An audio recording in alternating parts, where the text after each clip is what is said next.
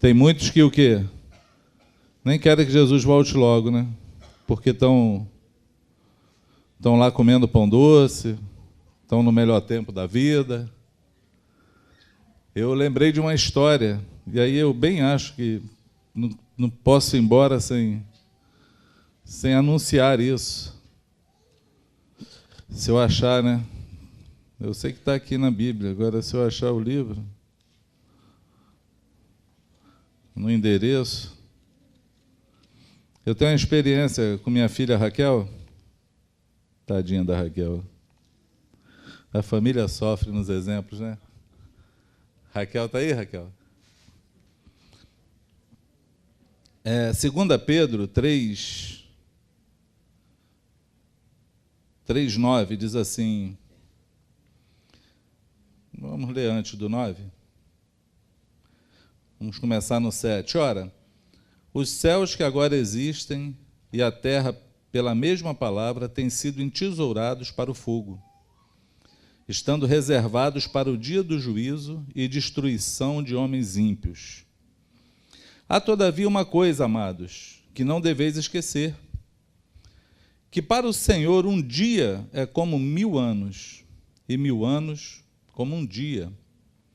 Não retarda o Senhor a sua promessa, como alguns a julgam demorada. Pelo contrário, ele é longânimo para convosco, não querendo que nenhum pereça, senão que todos cheguem ao arrependimento. Virá, entretanto, como um ladrão o dia do Senhor, no qual os céus passarão com estrepitoso estrondo, e os elementos se desfarão abrasados. Também a terra e as obras que nela existem serão atingidas.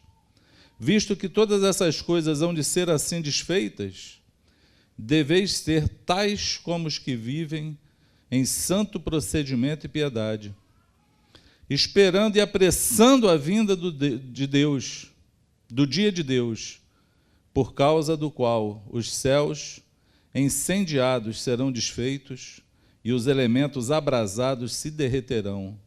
Nós, porém, segundo a sua promessa, esperamos novos céus, nova terra, nos quais habita a justiça. Amém? Pedro fala de uma realidade da volta de Jesus, do julgamento não só dos homens, como o julgamento desse mundo. Diz que nada vai ficar, céu e terra vão ser fundidos. O fogo vai consumir tudo. Mas Paulo diz que uns acham que essa promessa é retardada, ela está demorando. E ele diz que para Deus um dia é como 1000 anos, 1000 anos como um dia, mas tem um motivo de Deus retardar a volta de Jesus. Qual é? A misericórdia dele, para que todos se arrependam. Deus retarda a sua vinda e o final dos tempos para que nenhum se perca, para que haja chance e tempo para nós. Porque nós podemos dizer hoje, ora vem Senhor Jesus, mas será que se ele vier hoje, para nós será motivo de alegria ou de lamento? Porque isso é muito interessante a gente saber, amados. E aí eu lembrei da Raquel porque toda vez que eu falei sobre escatologia, falava sobre a volta do Senhor, sobre o final dos tempos. Raquel era adolescente, né?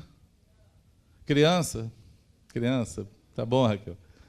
Raquel era criança e ela chorava, se desesperava, vinha no apelo, e eu olhava assim e falava, Jesus, o que essa criança tem?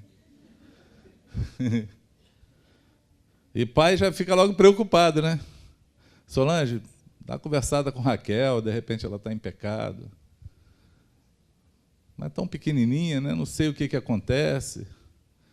E aí um dia a gente rompeu a barreira do diálogo e aí averiguei melhor o porquê que ela se desesperava tanto quando falava da volta de Jesus. E aí ela falou para mim assim, é porque o meu cachorrinho Dick não vai herdar o reino. Ela tinha um cachorrinho e eu ficava falando para ela que estava escrito na Bíblia que os cães não herdariam o reino. Zoando, é claro. Falava, Raquel, vai ficar de fora os cães, está aqui escrito, deixa esse cachorro para lá. E ela, se Jesus voltar, eu nunca mais vou ver o Dick. E ela chorava. Vocês precisavam ver o lamento da Raquel, porque o Dick não ia herdar o reino, o cachorrinho dela. E aí, quando o José falou ali, eu fiquei pensando, porque eu tenho pensado sobre o esfriamento da igreja e o desvio do propósito. E eu fico imaginando a gente pensar que Jesus pode voltar hoje e não se lamentar por aqueles que estão à nossa volta e vão se perder. Não temer que se ele voltar hoje e eu não estiver 100%, eu vou ser julgado para o fogo. Não viver uma vida como se a realidade de Jesus, da volta, do fim, fosse iminente. Porque o apóstolo falou que ele não retarda a sua volta. Ele usa da misericórdia dele, mas ele vai chegar como ladrão. Ele vai vir como ladrão. E aí eu fico pensando como é que nós não amamos aos que estão à nossa volta, como a Raquel amava o seu cachorrinho.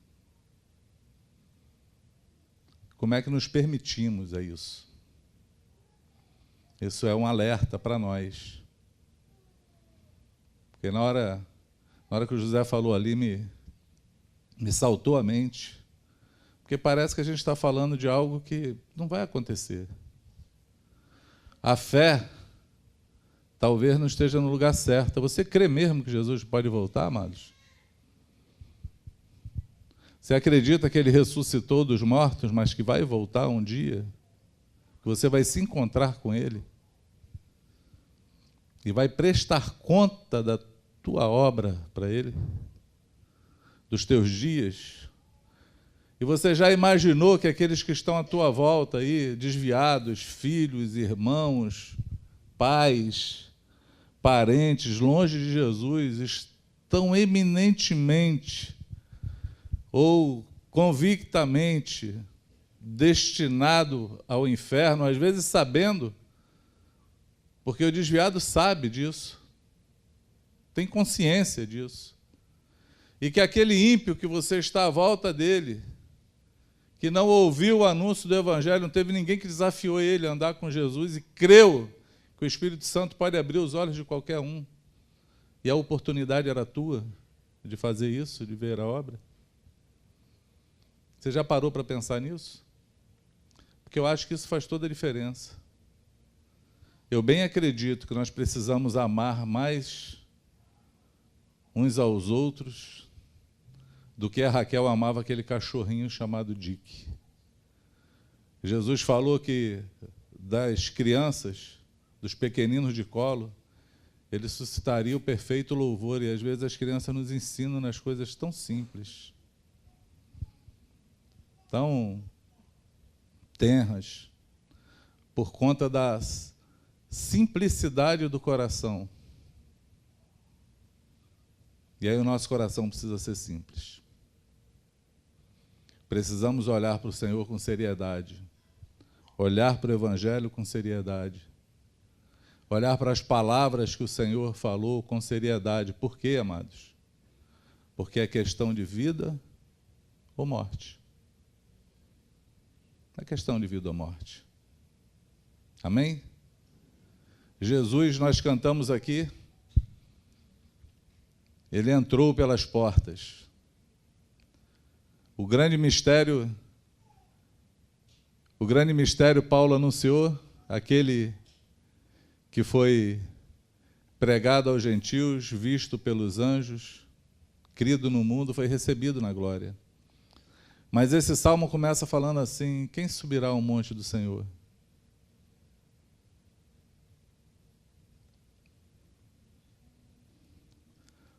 Porque o Jesus triunfou, nós achamos que vamos juntos com ele, triunfando. mas tinha um requisito para entrar triunfante pelaquela porta. O salmista diz: aquele que tem o coração puro, as mãos limpas. Não é assim? Tinha um requisito: aquele que não jura com dolo, aquele que na sua boca não tem engano. Era impossível qualquer um entrar, por isso que os anjos se assustaram. Uai, quem é esse homem que vai entrar aqui? Só tem pecador lá embaixo, mas entrou um sem pecado. Amém? Temos que imitá-lo, porque senão os portais não vão permitir que a gente passe por ele. Temos que confessá-lo e confessar os nossos pecados, reconhecer as nossas fraquezas, nos lavar, como vamos cantar agora, para o nosso pecado ser mais alvo do que a neve. Ele tem que estar na luz, confessado, arrependido. Não é só porque ele morreu que o meu pecado não tem mais efeito sobre a minha vida. Não é. Não é. Existe a manutenção da salvação. Amém? Está escrito. Paulo fala para a gente fazer a manutenção da nossa salvação. É uma vida se santificando até a volta do Senhor.